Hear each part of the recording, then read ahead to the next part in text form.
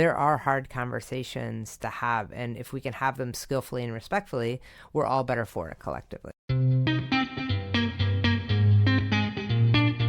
Welcome to Let's Talk, ladies. Conversations across generations. I'm MB Roberts, an author and journalist, and this is a podcast where we talk to women from their 20s to their 90s about a bunch of hot topics. We ask questions, share experiences, and learn from each other. And it's not just about older women giving advice. We want to know what younger women are thinking. So let's get talking. Think of a time you had to share a difficult message. I was going to say, think of a time you had to deliver some bad news, but bad is relative. It really depends on your perspective. Maybe it wasn't bad to you, but when something you have to say may or may not be received well. Nobody likes confrontation. Well, most of us don't. So here's some examples. Telling your dad the family doesn't think it's safe for him to drive anymore. I've been there. Telling your boyfriend you're worried about his drinking. I've been there too. Telling your parents at age 24 that you're moving in with a guy. May or may not be me again. Telling your friend you're worried about her online dating habits. Yeah, that was me. Or breaking up with somebody. Yeah, that's all of us. And then the big daddy is coming out of the closet. I have not had this experience, but friends I know have done this with varying degrees of success. Some of the big reveals went really well, but as you can imagine, some didn't go so well. And I'm sure all of us know people who simply skip the whole thing and leave the big elephant in the room to the detriment of their relationships. Some conversations are tough, but in the scheme of things, they have lower stakes. Like think of a tough conversation at work. Have you had those? I for sure have. I had to chat with a direct report about some of her, shall we say, opportunities, like not binge watching TV at her desk or falling asleep during meetings. And I remember when my manager at the big tech company I worked for had to have a tough conversation with me. Man, I felt for her. She was a ball of stress and emotion. I ended up trying to comfort her. Like this must be so hard for you to tell me these hard things. But I'm wondering, to stay true to the point of our podcast, have women evolved in the way they discuss serious topics? Have we learned to be more direct?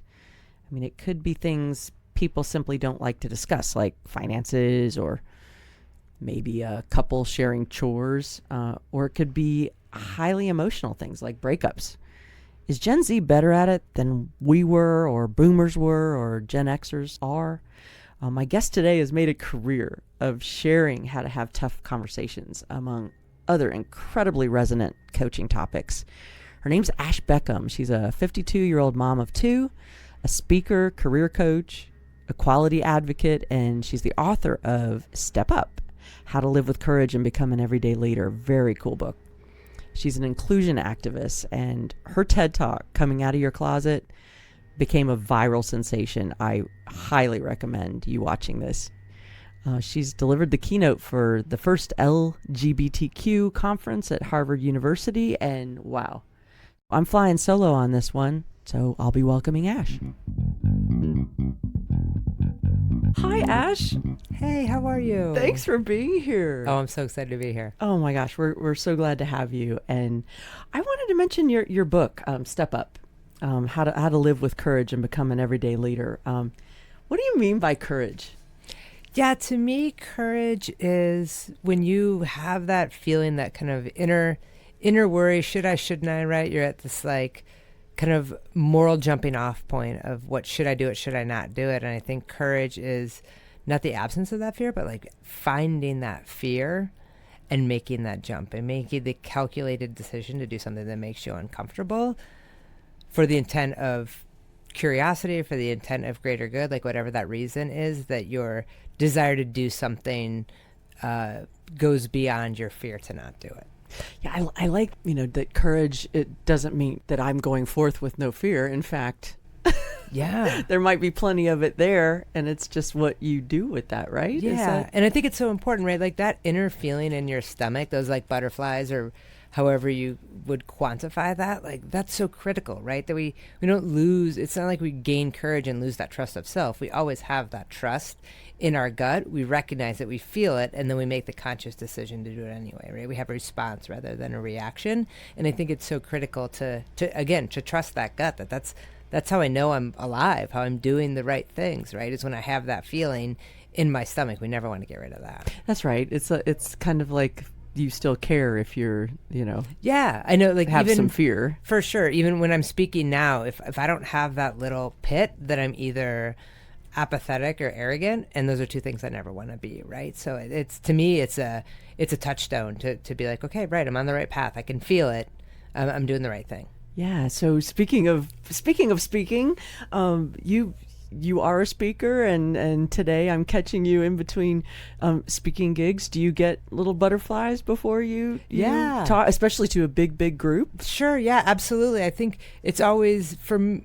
You just want it to resonate, right? You want to know, because so much of the things that I talk about are personal and vulnerable, and so there's always a little worry to kind of get up there and tell your story and want it to land and make a difference, in hopes that people just see things a little bit differently when they hear a little bit more. Because I think that's such a big piece of storytelling is just giving somebody else a glimpse to know what it's like to walk into anybody's shoes. It's this kind of window to empathy, I think. So you want it to land, you want it to matter. Oh, completely. And well, I mean, you've talked to some really big companies, so, people like Microsoft or Lockheed Martin. I know each situation is different, but how do you find that your message lands in a big corporate group, which can be like a little more, I don't want to say conservative, but like traditional, just a little more, perhaps buttoned up? Yeah, I think it always takes a little bit of time. I mean, I try to infuse humor in everything that I do, because I think when you get people to laugh, they relax. And when they relax, they can learn, right? There's so much, they want to absorb so much more when they're engaged. And I think it's really hard to hear someone's personal story or personal narrative and not engage. You maybe don't agree with them, but you understand the world a little bit better, because I don't think we can expect people to know what it's like to walk in somebody else's shoes. But when you can sit there and listen to what that's like, I think you really lean in. It kind of it takes away the us versus them paradigm, right? And so that, I think that's always part of it. I also think that people always think leadership, professional development, authenticity at work, any of those things, they expect it to be dry, or they expect kind of the there's one way to do it, there's the right way to do it, you're on the wrong path, you're not on the you're not doing it correctly. Or do they kind of expect to be maybe preached to a little bit, like, here's what you do, A, B, C, D, and goodbye. And if you don't, then you don't make the cut, right? That there's this, you either have it or you don't, and that's just not my approach, right? I think that it's so important to have as many people at the table as you can, and that's not people that you agree with. All of our organizations are better when we have different perspectives, but for people to bring their perspective and bring their full self, they have to feel like it matters, and that is, irrespective of political opinion, any of those things. Like, we need different voices to perform our best as a team, but everybody has to feel like their voice actually makes a difference. Yeah, I like that. You've talked a lot about how to make sure that everyone feels part of a team, and I think that's pretty awesome. I don't know that would be any problem in any organization, but we do live in a time where there are a lot of attacks on, a lot of rolling back DEI, and I worked at a tech company in Nashville where DEI inclusion was really strong, and I saw it only as a positive thing. What can you speak a little bit to what's going on in the world, or not editorializing on that, but just how do we keep this great goal of making everyone feel included with kind of the atmosphere? Sure. Well, I think, DEI has become a lightning rod. And so the organizations that are doing it well have ingrained diversity, equity, and inclusion as part of their culture, right? Mm-hmm. It isn't a policy, it's a practice. and it's an expectation. It's knowing that different opinions give us better results, right? Whether that's better recruitment, retention, better innovation, like the writing's on the wall that the returns are there. It just has to be embedded in the culture, right? It's not like a class that you take once a year or a checklist or something, It's broader than that. It's that when you're going into a meeting and somebody's bringing up an opinion that hasn't been brought up before, or from a perspective that you haven't heard before, that it isn't initially shut it down because it's different. Your initial response is curiosity, and that's how we're ingraining that in our leaders. And if leaders want to have teams that excel and they want to be on the fast track to success and promotion, the more inclusive they can be, the more that they can welcome new ideas to their team and new perspectives to their team, knowing that in the long run it's going to create maybe sometimes a different of opinion, but we don't want to create teams that don't have conflict, right? Like conflict is what gets us where we need to be. How do we manage that conflict? How do we do that in a respectful way? How do we create these environments where everybody can bring their full self? There's none of that is political. That's right. You know what I mean? So how do we take the politics out of it and make it more of a conversation around getting the most out of our workers, making sure people feel heard, making sure people can be their full selves, that their individuality is such a critical piece to our greater team as a whole, that it's not in spite of our differences, but because of them that we're stronger. That to me is something we embed culturally that has nothing to do with, like you said, check boxes or policies that are or are not banned. That's just your culture of your organization. Yeah, and that was something that I found my company did well. I just learned a lot that, when you hang out with people that are just like you, then this tech company had customers all over the country. So it had all kinds of people, ages, geographics, and the more that you heard from people in those different groups, the more you could serve that customer. And like, that was so interesting to me. And I think people think diversity, they go right to race, and but it's age, it's just educational background. Yeah. It's experience. Maybe you have never lived in a different country, just all of those things I thought was really, really cool. And it's like, oh, that makes complete sense to me. Right. Yeah, absolutely. And I feel like so much diversity is unseen. Like we want to put things in a box, and so we make it about things that we can see on the outside, but there's things that are internal to people that you would never know about. And I feel like that's where, you can, if you don't proceed with an inclusive mindset, then you kind of hit these landmines. And so not only do you have to create environments where people feel welcome and included, but you also have to have a culture in which when you do bump up against something that maybe offends somebody, or that lands in a way that it wasn't intended, that you can bring those two people together and you can have those harder conversations. Why did it make you feel like that?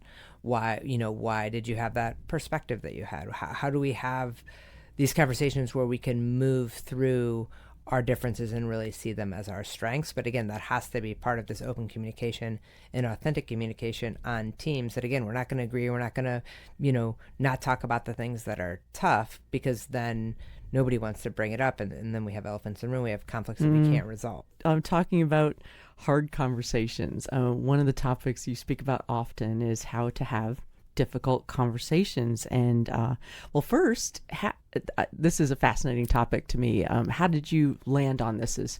This is an area I want to focus on.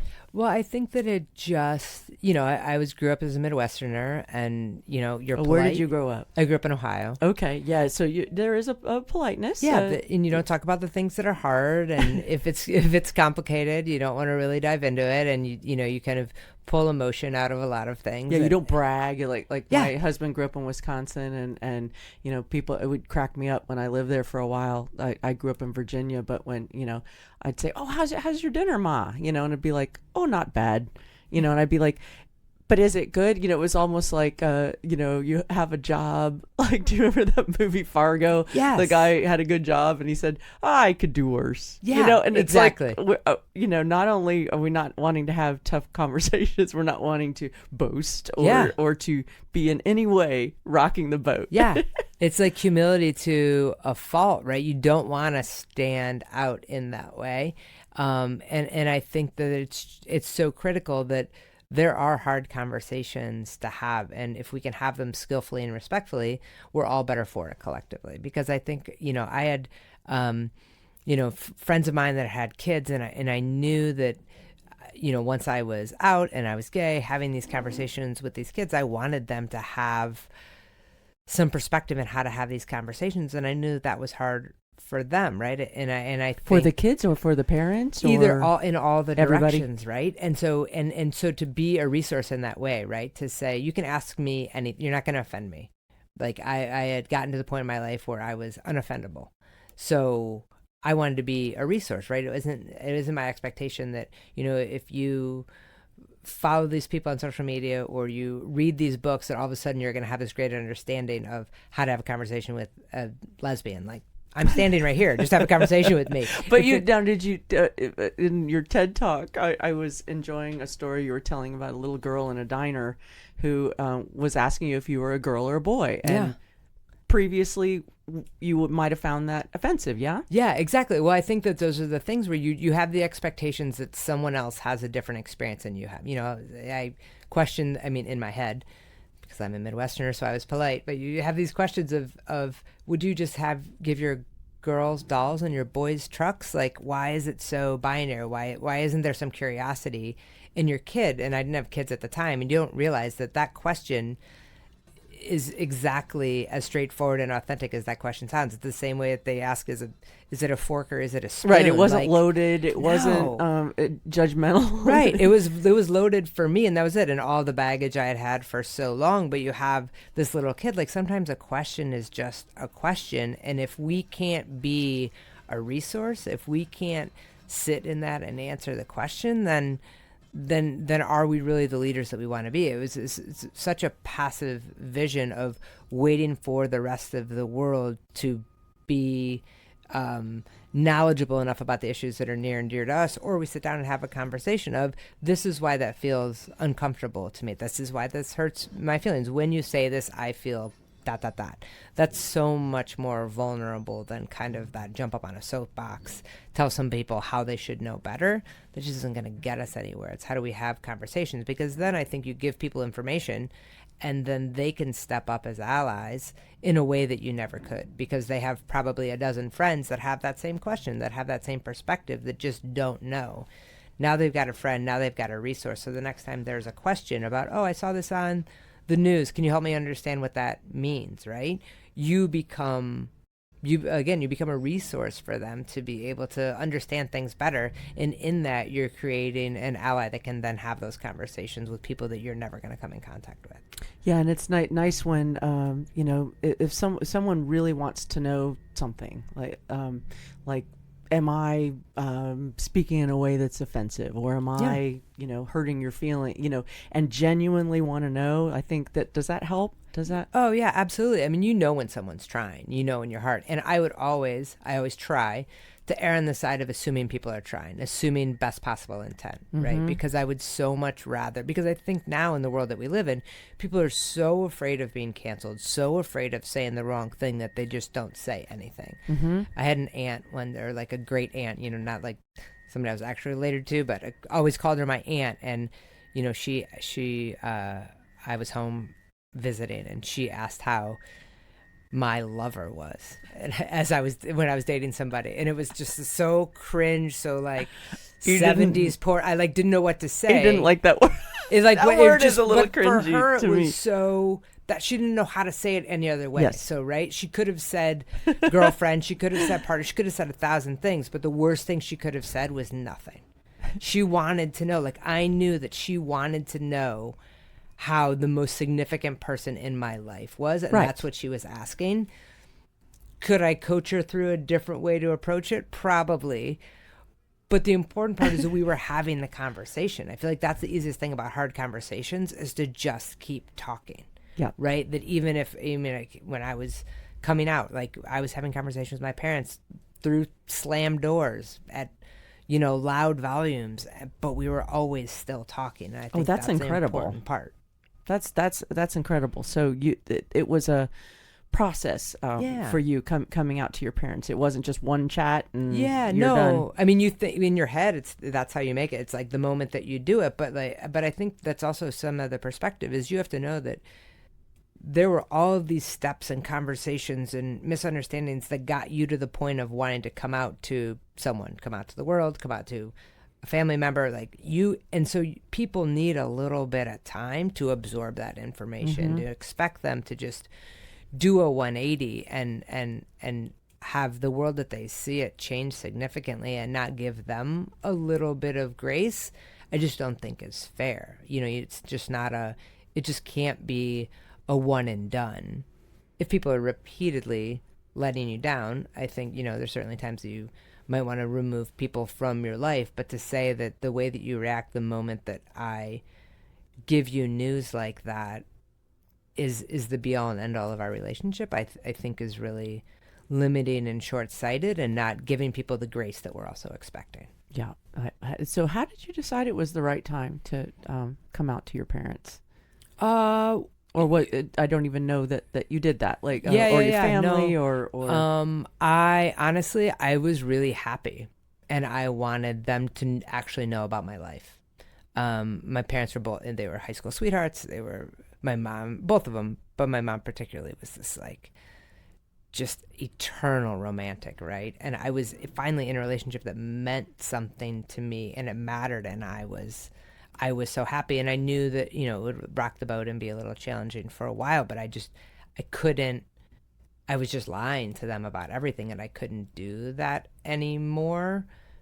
Again, because I just wanted them to know, that I thought I had figured everything out, right? And like, you never figure out everything with love, but it makes, all of a sudden things made sense, right? Like I remember the first time I kissed a girl, like all like every romantic comedy, every sappy love song, like everything all of a sudden was crystal clear to me of how everything made sense. And so I all You're of a like, sudden okay, like, because before it wasn't really, I didn't really get it. It didn't mean any, it didn't mean anything to me. And so I feel like I got to be part of this world all of a sudden that I had never been part of before. And I wanted to engage with my family in that way. And it took a little while. I mean, it took them a little while to kind of get on board, but we kind of kept talking about it. And I think there was something, especially for my mom, of like just seeing me happy romantically with someone, and kind of everything else kind of fell away. There was like a genuineness to that for her of like, I'm not going to miss this, so I'm going to have to figure out how to be part of it. Oh man, good for mom, because we talk a lot on our podcast about generations, and I think that was an experience she wasn't expecting to have, or she didn't know other people who had those conversations, that there's more of them now. There's more, I think, more authenticity now. Yeah, and I think it's just like in the public eye, right? It's on TV, it just exists everywhere, even if it's in sometimes stereotypical ways, but it just exists in the public consciousness in a way that it hadn't previously. That's right. And well, when you talk about coming out of the closet or having difficult conversations, I love in your work how you talk about, it's not just coming out of the closet with your sexuality, it's I might have big news for somebody. I might, need to tell, my partner I have cancer, or I might need to, tell my boss that I love that I'm quitting this job and moving on. Is it that you're afraid? I mean, that's difficult. And, is it that you're afraid of disappointing someone, or, just like that's just stressful? Like what's so tough about that? Yeah, I think it's just, we are social creatures, and those valued relationships are the most important thing in the world to so many of us. And the idea that we're going to tell somebody something that will permanently alter that connection, I think is really, really scary. Like, we don't want to ruin, whether it's the boss, whether it's, telling a sibling something, whether, any of those hard conversations. Like, I think for some people it's that they don't want to let people down, but I think the most universal vision of it is, I'm going to do something and it's going to irreparably change this dynamic that we are both comfortable with. Oh, you think they'll be mad at you, or Yeah. or they'll reject you, or Yeah. or stop speaking to you, Yep. or We'll never be friends again. We'll never see each other. You'll never look at me the same way. Like something will change and it will never be back to the way that was. And honestly, that's probably true. Like these are significant things. It won't ever be the way that it was because something significant has changed, but that doesn't mean that it can't be better. That doesn't mean that it can't be a deeper, more authentic connection between the two of you. So I think the dynamic changing into the unknown is always scary, but I don't think it's a bad thing. And we get stuck with what's the worst, just like you said, if we're putting this thing that we value so much at risk, is it worth it? And I think for people, it gets to the point where it just is. It's worth it. It is, or just I was this was really resonating for me when I was listening to your talk and reading some of your work about how much more stressful it is to hold on to something. I think we can all relate to that. That you have like a secret, or maybe something you feel guilty about, or it's not even necessarily a bad thing, but holding on to that. Just, I mean, that's why people in like movies or TV crime shows, you're like, why did he confess? Like, why he's sitting there like, why did he just, you can't handle it anymore. You're like, Yeah. I gotta just, I don't care what happens. I have to tell. Yeah, you just have to, or that constant fear of like, what if they find out before I'm the one that tells them? That's big. That's big. So, you want to hear it from me, I'm not ready to tell you, but there is a possibility you're going to find out from somebody else. And that would actually be worse. So I guess I get to the point where I eventually have to do it. Or you just, I feel like there's also a piece that you just love the person so much that you can't not let them in on your life and kind of let the chips fall where they may. Yep. I remember, and again, we're not just talking about coming out with your sexuality, but I have a friend who's a woman whose brother was gay. We all knew it, and he hadn't come out to his parents.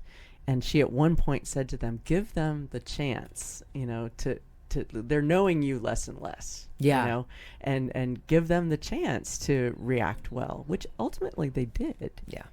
And I thought that was really wise of her at a pretty young age. The thing that you're so worried about is risking the relationship, but if you have faith in the relationship, more times than not, it's eventually going to come around. Yeah, and if it's strong, it really will. I'm wondering if women in their 20s and 30s are they better at having tough conversations than maybe.